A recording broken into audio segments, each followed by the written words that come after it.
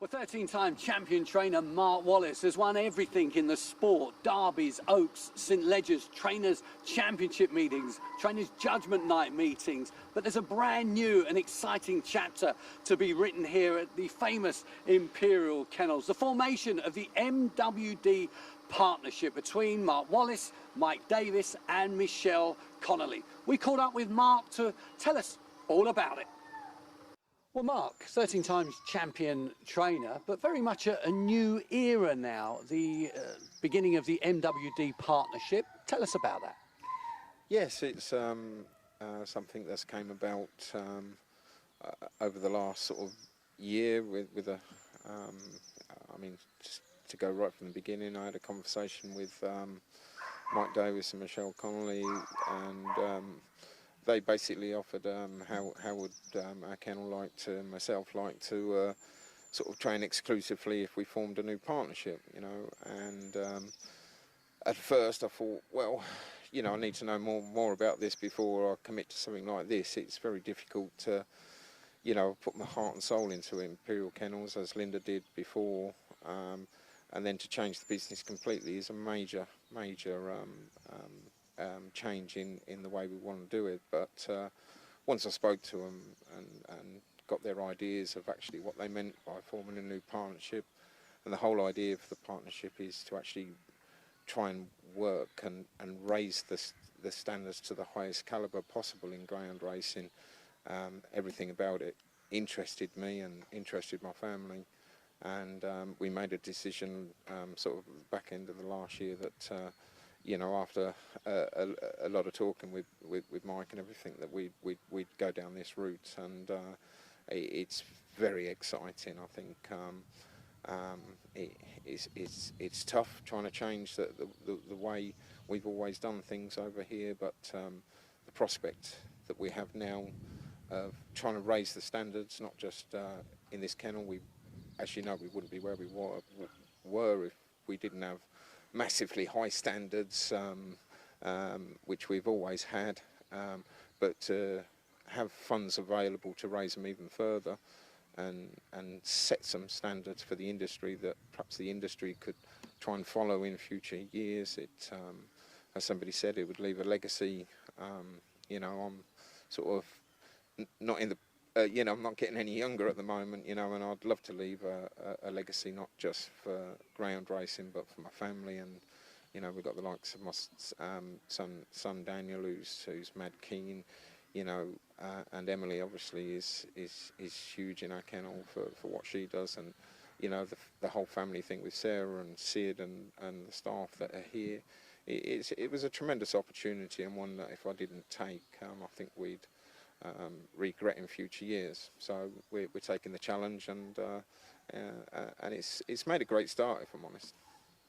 But there has been already a few changes. You're ideally looking more at quality than quantity, it seems, and one or two greyhounds have moved on, but been replaced by new greyhounds for the partnership. Yes, the concept is to actually have sort of around 30 dogs capable of competing in Category 1 races if possible. I think you know, as I've alluded to before, the calendar for top class greyhounds, there's you know, it's tremendous. There's an array of competitions, and there's a real market for that top end of the sport, which is obviously something from our kennel point of view we've always needed, that graded side of a kennel to be able to survive, sort of thing, you know, with plenty of owners. And over the years we've successfully done it. Tracks obviously with Linda, we was at Romford, which was the big break for Linda, and then of course famously we was at Walthamstow, and you know, they were some of the greatest days racing that you could ever wish to have. Like, you know, being the top trainer at Walthamstow was unbelievable when I took over in 2005 from Linda, and we had 3.5 years at Walthamstow. That was awesome. You know, since then we've had spells at Harlow, Yarmouth, Coventry, Henlow, and obviously 2 spells at Toaster, and more recently just down the road at Suffolk Downs. It's all been fantastic, and I've loved that graded side of the sport and everything. But as I say, it was then key to finances to have that graded contract, and now under this new partnership, you know, we have funds available not just for purchasing some nice open race dogs, but we have funds available not to be able to have that graded contract and concentrate more on Category 1 races, and that is something that I know myself and my staff are hugely looking forward to. I think one of the great things is with the new partnership, we're under no pressure. There's no pressure to get winners. There's no pressure to you know, it's just a completely different atmosphere. As I said to Mike, you know, for 30 years now since I've been at these kennels, it's been 100 mile an hour, and I've loved it and I've thrived on it. But now it's just time to slow down a little bit, you know, pick and choose the kind of races and competitions we want these new dogs to go into. For the staff, massive change for the staff. One of the partnership's new ideas is that, you know, one of the ways to set standards is for staff hours and wages and working conditions to be very much up there with what it should be, you know, and that's something, again, we'd like the industry to see.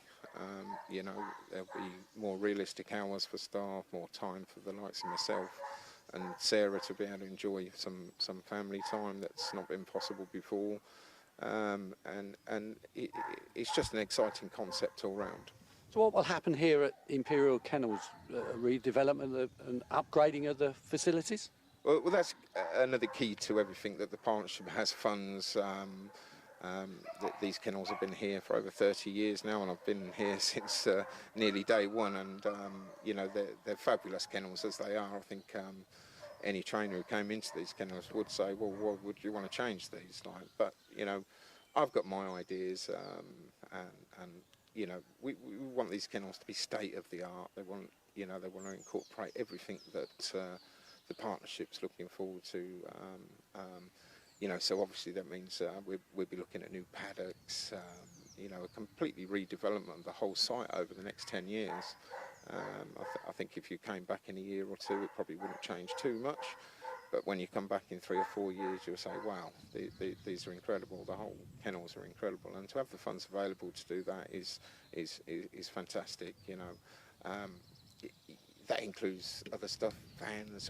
You know, have I ever been able to buy brand new vans and everything? No, it's almost impossible on the way the kennels worked before. You was on a wing and a prayer sometimes travelling with these dogs, but now we've got you know, new vans, equipment as well. We try and use the you know, the best equipment possible, but now we have funds to buy the latest ultrasounds, the latest lasers, you know, just to bring the standards up, just that another notch. Now, some champions of the kennel have moved on. Still some familiar faces here. MWD Magic, of course. What is the situation with other owners, if you like? Well, at the end of the day, we are exclusively going to train just dogs for the MWD Partnership, but both myself and Mike said, you know, it's a bit unfair just to sort of tell people who've been here, or dogs that were here from last year, that they had to go straight away. So we've allowed a few dogs to stay if the owners wanted to. Like, you know, they was here last year, and if they wanted to finish their careers here, they're welcome to. Like, but with the emphasis being on Category 1 status, that obviously doesn't suit some dogs, so there's plenty of other dogs that have moved to other trainers. Obviously the retirement situation, we've got a hell of a lot of dogs that are waiting to be retired, and you know, that's not too quick these days, but they can stay here until their time comes to go into the retirement kennel.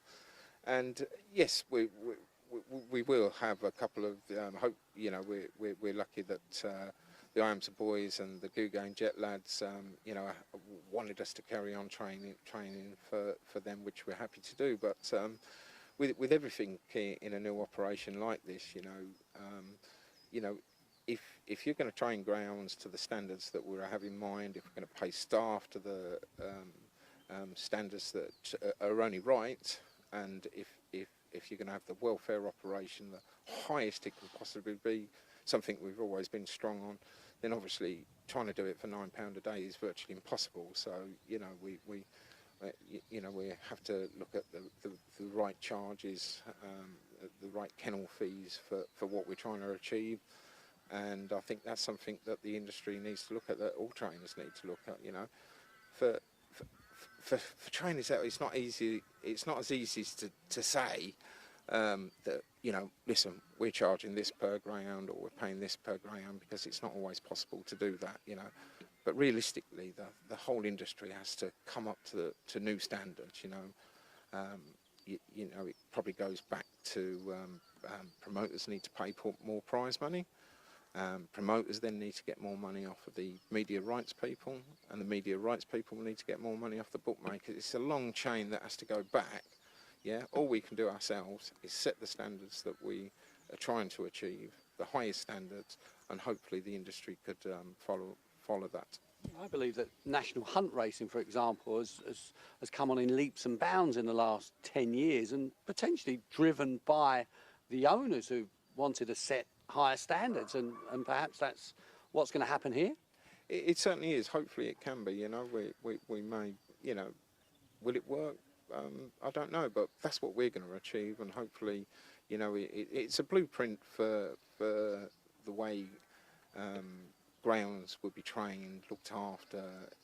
Everything standard-wise is going to be to the highest possible specifications, and if the GBGB or anybody out there wants to see how we're doing it, you know, they feel free to come and look at us over the next year, 2, 3, 4, 5 years of what we're going to achieve here. Obviously, equally, we'd like to be successful on the track. Everybody knows how competitive I am myself, personally, with our dogs, and you know, the amount of superstars that we've had come over through this kennel over the last 20 or 30 years is just incredible. You know, but you can never guarantee that. You can never guarantee that you're going to have successes in this. And it's like I said to both Mike and Michelle, as soon as we officially began this on April the 1st, we have been buying dogs in January and February ready for this, and April 1st we've officially launched the new MWD Partnership, and I said to them both, let's start this roller coaster ride, because that's what it's going to be, a proper roller coaster ride, hopefully to glory. I mean, we've already, I feel like we're overachieving. We've got 3 MWD dogs in Category 1 finals coming up this weekend, as well as a couple of our old kennel stalwarts like Muxton, Lottie and Ballymac Magic. We had a brilliant second on Saturday in the Steel City Puppy Cup final, Puppy Derby final. We're buzzing. You know, we've got, I think it's around 28 new partnership dogs. You know, we're not lying. You know, there's been plenty of expensive purchases amongst there, but also some little bargains like Crossfield, Cora and Connolly. You know, there wasn't 5-figure sums or anything like that. You know, so we know what we can do with the greyhounds. We know it's going to take 3 or 4 months for them to bed in. But I think Mark Wallis, Imperial Kennels and the MWD Partnership is something that's going to be very much spoken about over the next few years, and something that's going to be spoken in a great light, and hopefully set some real standards in this industry. Well, Mark, 2 finalists in the Bet365 Hunt Cup at Oxford on Friday. We've got Minnie Bullet with Emily. You've got Muxton Lottie here, running Oxford well, but she always has done. Yeah, she did particularly well in the Challenge Cup last year, and won a couple of times round there. I think we know she's a bit of a character, as we see in a recent Romford race. You know, she has a little bit of a mind of her own, but she's quick, and you know, she's never done anything wrong at Oxford, and I think she's there in the final on merit, to be honest with you. She's run some terrific races there. Awkward draw, both of them got awkward draws in 4 or 5, bit like Sunderland, but you never know, Got to talk about Minnie Bullet, of course, won the Puppy Oaks last year, Golden Jacket finalist as well, and pretty quick, of course, in the early rounds at Oxford. Yeah, she did a fantastic 39.70 odd in the heats of the Hunt Cup. I thought she was very, very unlucky in the semi-finals, and we was pleased she qualified because she's a great competition bitch. She's one of the new purchases early on in the year that for the MWD Partnership, and I was strong on when the owners decided that they wanted to sell her, that the partnership bought Minnie Bullet because she was a ready-made competition bitch, and I think the fact that she's in this final now has justified that decision to buy her. I honestly thought she'd have a great chance of winning, and then we see the draw in trap 5. So it's not ideal. It's far from ideal. Can she overcome it? Of course she can. You know, she's going to have to come out the traps as quick as possible. There lies another issue, but we'll come to that in a minute. Absolutely. Let's have a quick word with Emily about Minnie. She's going great guns. She is. She's a fantastic competition bitch. She won the Puppy Oaks at Toaster, made the Golden Jacket final, the Essex Files final, and now this. So she's a really great competition bitch. She always runs with credit. The draw is tricky, but she's handled trap 6 at Toaster and she handled it really well. So I don't think it's impossible, but I definitely would have preferred 1, 2 or 3. But like I say, she's a really good bitch and experienced for her age. So she was definitely run with credit. You'd love to see her off the front, wouldn't you? I would love to see her off the front. I don't think she's quite strong enough to come from behind, but off the front she would be very hard to catch, so I hope she can get off the front. Okay. That's, of course, Minnie Bullet and Muxton Lottie. Of course, a lot has been made of the trap situation. Kevin Boothby, a boss there at Oxford, has said new traps will be in place for the final. Not ideal for everyone, but that's the way it is, isn't it? Well, yeah, it's difficult, and a lot's been said since the incident last week, and it's... you know, thankfully the dog seems fine afterwards, and you know, I think there's been enough said about it. We've got these new traps, or the traps coming from Henlow for the final. They're more suitable traps, so hopefully there's no incidents.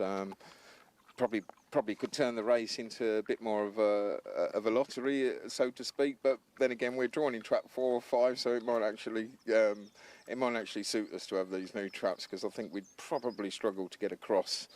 But that might even things up like that. I mean, it is a fantastic final. There's no doubt about it. Some terrific dogs in there, and obviously 3 from Rabs and 1 from Kevin, and our 2, like, you know. So, you know, there's some top trainers and top dogs to beat there.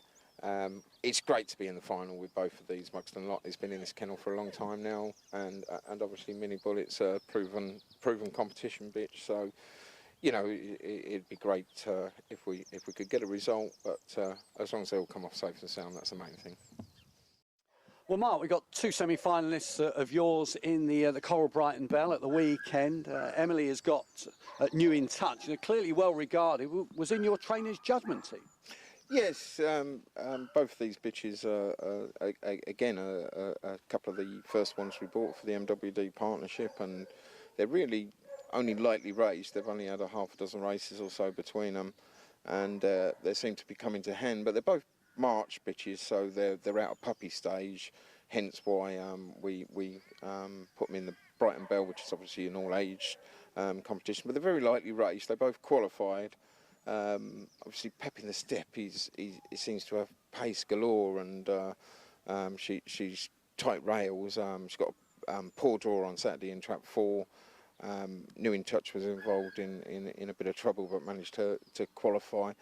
They're improving, but they're going to need to improve quite considerably if they're going to make the final of the Brighton Belle. But we do think a lot of these 2 bitches, very, very well bred, both of them. Both of them could be, you know, down the line another 3-6 months' time, we'll think they'll be proper competition bitches. And as I said, they're big bitches as well. They're both 31 kilos. You know, so they've got scope for improvement and should be able to handle themselves as well against dogs as well. So yeah, the long-term futures are bright. We need a bit of improvement from both of them if we're going to make the Brighton Belle final for sure, but a good prospects for the team. Okay, Justine's holding Pepinthestep, and I know she's got trap 4, I think, in the semi-finals. One side, I think, Fabulous Azura, the other side, Lively Lauren. It's going to be tough. Very tough, yeah. It's an incredibly difficult race. She's quite a tight railer.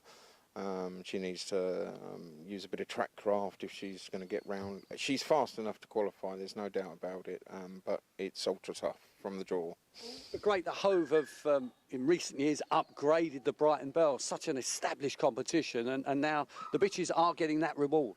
Yes, certainly, and it's when we see the new calendar last year, it was a massive impact on our decision to do what we're actually doing at the moment. You know, the calendar and the GBGB and the promoters have decided that the top end of the sport is going to be as good as they can get it. We've got an array of top class competitions throughout the year. It's fantastic, and you can see in many ways that the markets for buying top class dogs is as strong as it's ever been. You know, the variation of competitions, the extra prize money, which we have to thank not only Premier Racing, which is a great concept, and but the likes of Kevin Boothby, who's helped raise these standards, in my opinion.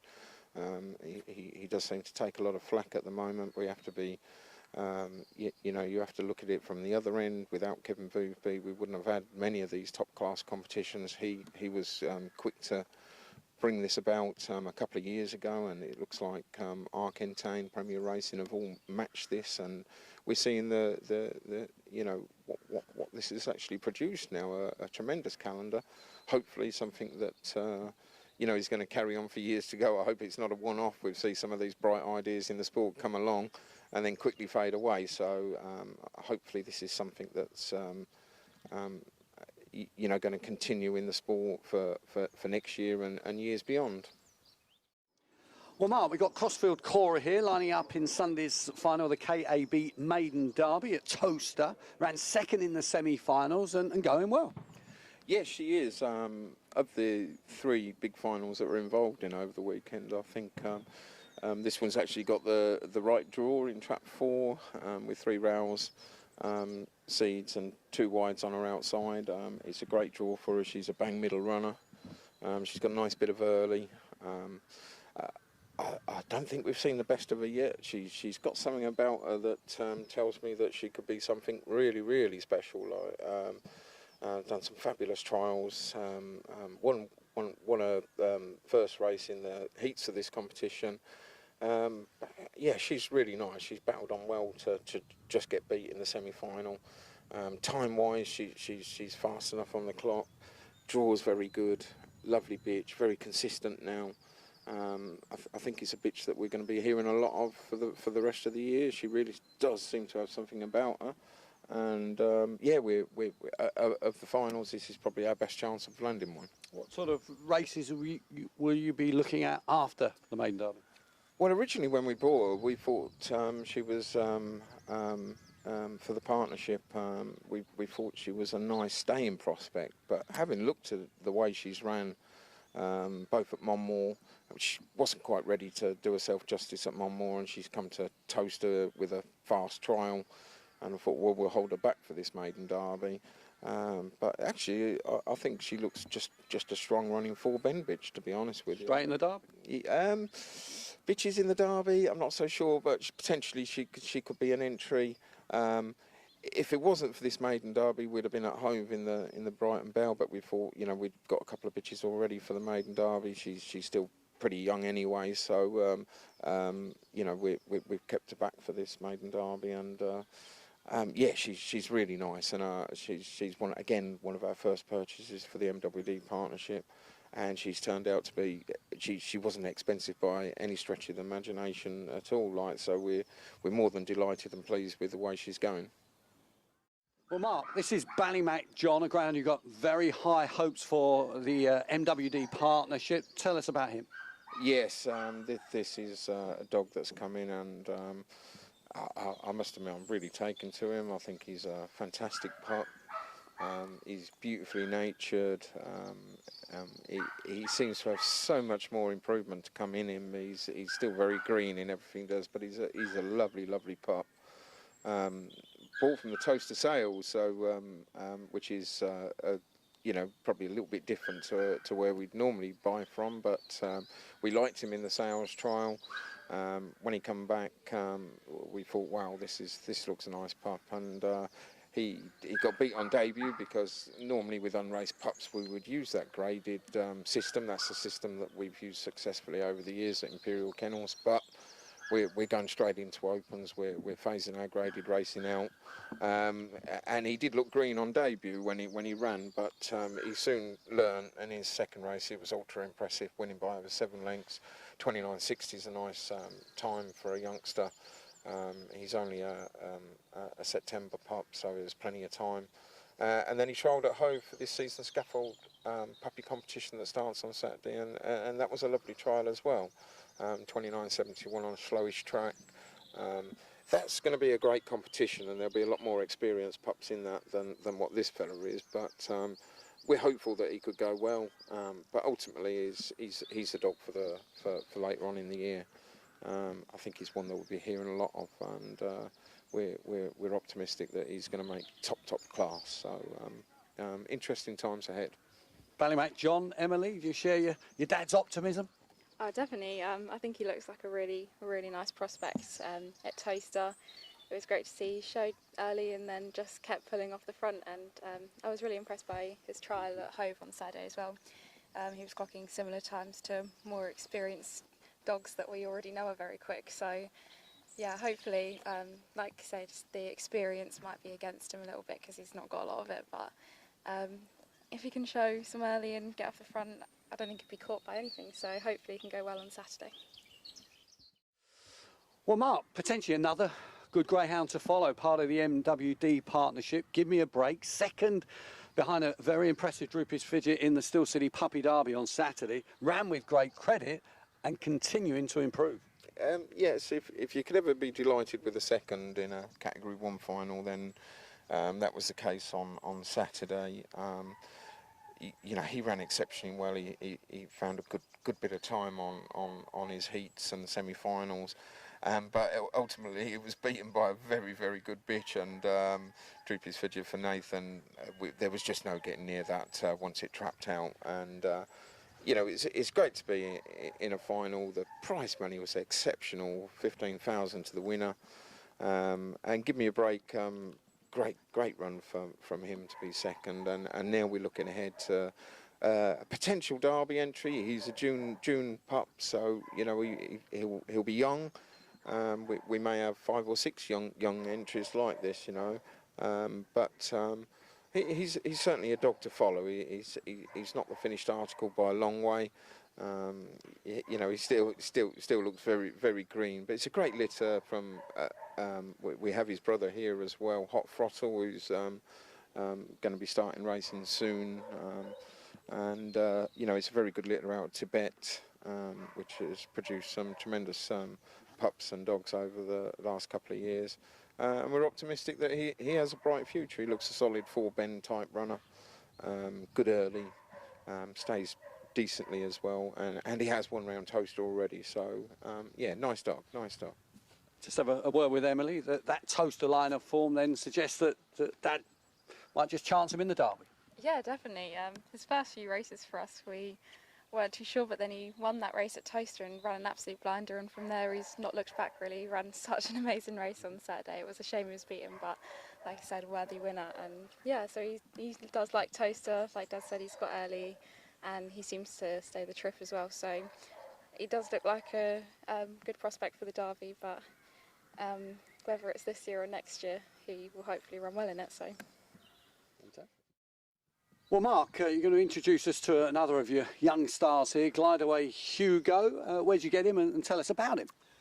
Yes, he was another purchase from the Toaster sales. We actually went down there with the intention of just buying one for the partnership, and we came away with 3. And he was recommended to me by Damien Matthews, who's a good friend of our kennels, and said that he thought he was potentially a dog in the sales that could be a massive improver. He's very standoffish, as you can see. He's a little bit nervous and everything. He's fine here with us in the kennel, but he's a bit wary of strangers. Nice stamp of a dog. Won very impressively on his second race by over 7 lengths at Toaster, 29.60-ish. You'd like to think there was 3 or 4 more lengths in him, which would put him into that sort of 29, 30, 40 class. did a reasonable trial at Hove, and we're going to enter him in the season scaffold puppy competition there this Saturday. If he could improve a little bit on his trial, he's a strong running dog. I mean, ultimately, it could be a nice staying type, a nice sort of Romford 575 type once he's past 2. But again, potentially a Derby entry as well. Depending on what happens at Hove, you might consider the main event itself. Yeah, certainly. You know, we want to have some runners in there. I don't think we've got any of these young ones that we could say, oh, this is going to win the Derby this year, but there's no reason why we can't, you know, enter it for experience, and maybe it might be 2024 when we're more prominent in the Derby. We may have something up our sleeves as well for that, hopefully, and you know, we want to do the best we can. These are young, you know, it's a very young team that we've got in the kennel. You know, this year might come too soon for a lot of them, but sometimes it doesn't hurt. It doesn't hurt trying, like, so as I say, he's a handful as well, like, but he's a lovely dog in our hands, and you know, he's keen to go racing, that's for sure, like, yeah, and I think it's another dog that hopefully 2-3 months down the line we'll be hearing quite a bit about. Emily, we've got Jacktavern Magic, one of the latest stars to arrive here at Imperial Kennels, potentially. Yeah, we bought him off 2 really nice Irish runs. So he came in with loads of potential, and he is showing that. He was our puppy on Judgment Night, so he ran with credit. He just runs very wide, and he wasn't the quickest away. And he got quite a bad bump on the second bend, but I think if he didn't get that bump, he might have maybe got up to 2nd place or something. Which could have made the difference, but like still, his first race on a big night like that, we were over the moon. Ran on really strongly, so we're thinking potential stayer in time. And I think, you know, it's a great vote of confidence in this greyhound that he was chosen to be part of that squad. You only had to choose 6, of course. Yeah, exactly. On debut as well, but he handled it like a star, and we trialled him at Hove on Saturday for the season scaffolding puppy cup, so hopefully he gets accepted there. He trialled really well. He's guaranteed his draw. We definitely think Hove will suit him as potential stayer, so it will definitely suit him, and yeah, hopefully he gets accepted and he can run well. He tends to run wide, but he's one to follow. Yeah, he does run really wide, but with Hove, obviously the bends are really banked, so that might keep him in a little bit and help him. But I think with more trials and races, the experience is only going to help him, and he might learn to not run so wide. But yeah, no, definitely he's getting better with all the more experience, so he's definitely an exciting one for the future. Well, Mark, we're counting down to the Derby. We'll be concentrating on the Star Sports English Greyhound Derby shortly. What's your plans here at the kennel? Yes, I think if the Derby started next week or the week after, we probably wouldn't actually have a runner in it, you know. We're a month away from when the entries close. We've got a few May, June type youngsters, and they've only really just started coming to hand. The likes of Givemeabreak and Crossfield, Cora. Had a couple of debutants this week at Toast Magical Kyle and Botswana Flash. They're all sort of April, May, June type dogs. I'm hopeful that the next 4 or 5 weeks all these dogs will come on enough to actually have half a dozen entries at least in the Derby, maybe even a couple of our bitches like Pepinthestep and Newinn Touch. You know, we want to have a presence in the Derby. We've got something up our sleeve that's just coming over that's a little bit older. I'm not going to say too much about that, but it's a potential older dog that could go in the Derby. Again, these would all need to improve to actually win it, for sure. And I think it'll be more 2024 and onwards that we'll hopefully have you know, the real sort of strong potential finalist type thing, but we'll see what happens this year, and you never know, you know. And you're in the market, of course. I mean, there's a Ballymac here, there's a Droopy's here as well. You're always looking for that younger talent. Yeah, we've got an array of young talent here. They're way too young for the Derby, if I'm honest. I've made no secret. I love a couple of Ballymac dogs here. Ballymac John really takes my eye at the moment, but he's only a September. We have a lovely bitch who I think's potential future staying star in Ballymac Taylor.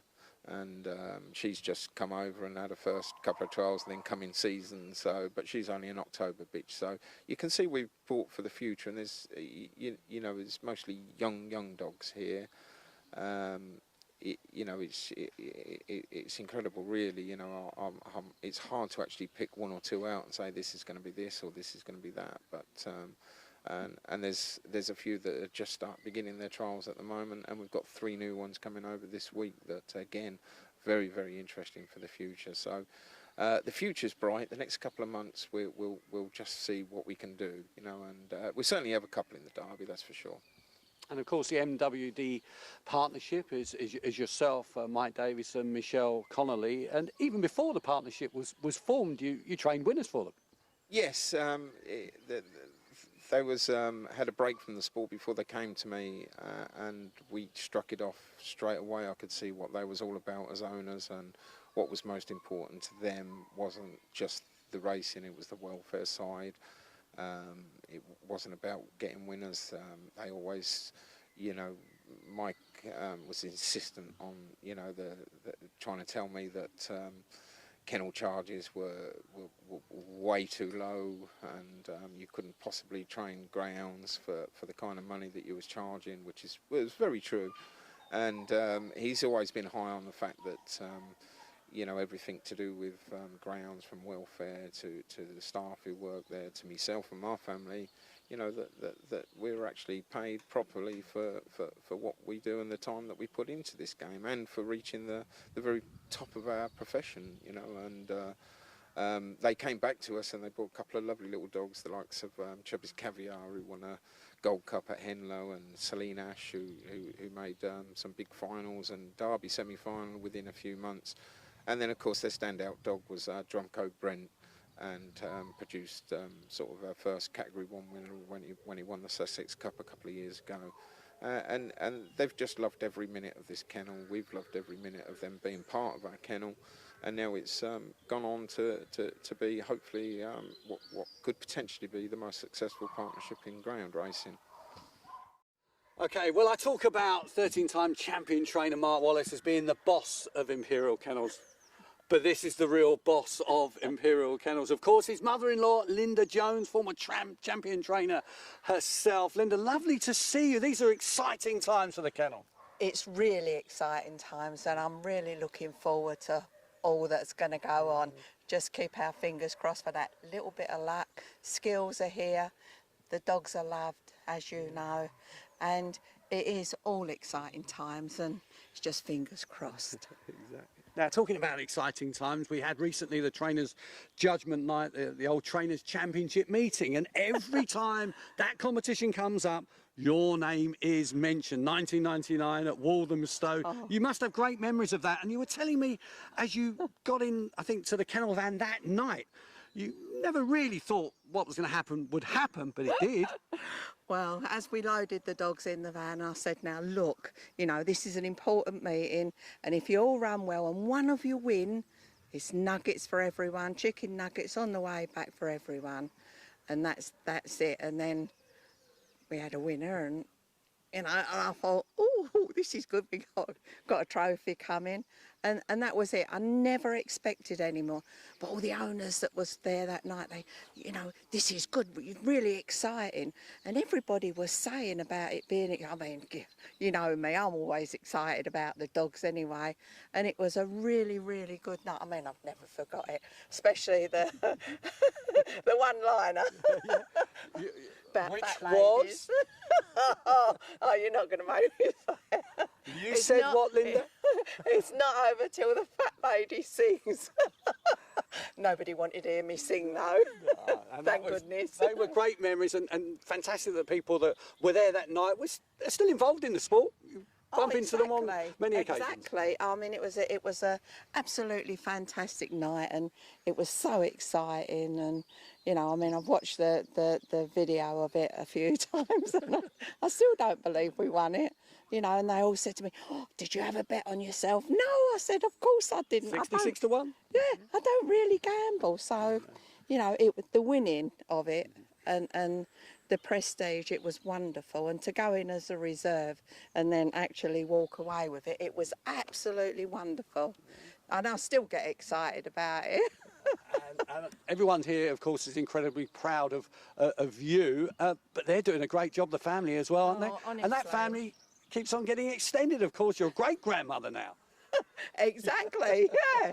I've got 2 great-grandsons and a lovely great-granddaughter, Willow, and I have a photo of her walking a greyhound. She's only 3. It's absolutely wonderful. It's great that the story is going to continue, so yes, well yeah. done. I know that Daniel's looking forward to a step up the ladder too, and he is very good, very good. It's been a while, girl. Yeah, and Emily is taking, you know, charge of the columns and the filming here. Have you probably seen on Facebook and things? I mean, we can't do it without the dogs. And the dogs are all well loved and well treated, and that's what makes us good. Great family business. Linda, It lovely is. to see you. Thank you very It's lovely much. to see you too. Thank you very much. Thank you.